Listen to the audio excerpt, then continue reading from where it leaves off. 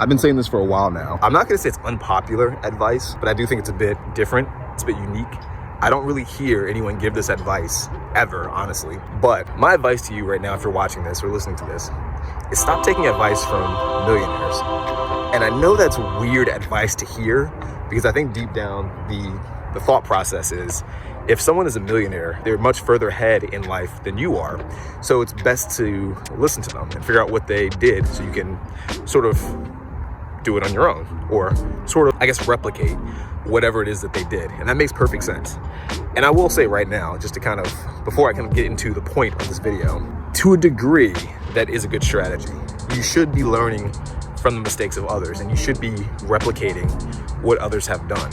However, one thing I've noticed in my life that I think really holds people back, and it certainly held me back, and if you're watching this, you've probably tried to listen to people like Millionaires or people like Grant Cardone or Ty Lopez or some of these dudes on YouTube, and their advice hasn't worked out. And I think the reason why it doesn't work out is because they're too far ahead of you for you to really implement what they're doing.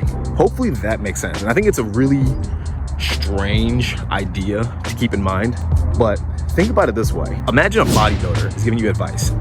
Let's take Arnold Schwarzenegger, for example. Arnold Schwarzenegger in his prime, juiced up on a little bit of steroids, maybe a lot of steroids. I have no idea how many steroids he did. And he's giving you his routine on how to get in perfect shape. And he's saying to you, if you want to go to the gym, what I recommend you do is pile on as many sets as possible, because remember that after you do the bench press and you do the incline press and the dumbbell incline press and the flies with the dumbbells and all this stuff, now you still have to do the dips for the lower back muscle. Then you have to do the exercise for the striation. He gives you this very long, volume heavy, super difficult workout to do. My suggestion is that if you're a beginner, it's awful to listen to his advice, because he's so advanced in his workout routine and he's so far ahead, and his body only responds to very certain stimuli, that if you were to take his advice as a flat-out beginner, you would actually do yourself a disservice. You'd probably injure yourself, or you'd hurt your potential gains. You wouldn't reach the physique that he has because he's too far ahead of where you are. His advice isn't applicable to your life. You would need advice from somebody who's thinking about where you are in life as a beginner. And I think that's the issue that I see with a lot of these dudes who are like gurus and millionaires or whatever. They're giving advice from where they are in life and what's working for them, or they might forget the steps that led to them getting from point A to point B. Maybe they're giving you advice that took them from D to E, or from D to W, or something like that. So they're skipping a lot of the steps, and that's ultimately gonna hurt you because you're not really getting the full story. You're missing out on the nuance. I remember years ago, I knew this guy that was super big into real estate, but he focused primarily, actually solely, as far as I know at least, on commercial real estate. And his advice to me was never buy single family. And I remember one time I was with him, I was asking him, like, why would I not do single family? Like, most of the books I've read, I was doing real estate at the time as an agent. I was like, from what I personally know, single family is the way to go. It's easy to get into it's relatively easy to buy property. The property can cash flow. It's an asset, so if you buy the right house, it'll appreciate in value. Why would I do commercial real estate? It was kind of my question to him. And he said, commercial real estate's a bad investment because you can't cash flow as much with a single family house as you would with commercial. Commercial is a much bigger asset. And he starts listing all these different perks. I'm not gonna get into all of them right now. But the point that I wanna make is that I actually think he's incorrect. I think for him, commercial is the best investment because he was an attorney with a lot of money and he had bought his properties back in the past. And for him, that type of situation was ideal. It worked for him, worked for his income, worked for his lifestyle. It worked for him. For the average person, you will not be able to get into a commercial property.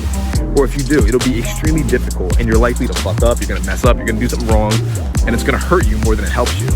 So this is what I mean when I say don't listen to millionaires. Because if everyone listened to him, they would lose. Now, obviously there'd be some outliers and some people would figure it out or pull it off. Or you get some of those people that they hear the concept and they have other resources that allow them to kind of take advantage of it. Fair enough. But don't assume you'll be an outlier. Assume that you're average and that the worst case scenario will occur. Or at least the most likely scenario will occur. So hopefully this video makes sense. Hopefully I didn't go on too much of a tangent and throw you off or confuse you too much. But I just want to make this clear.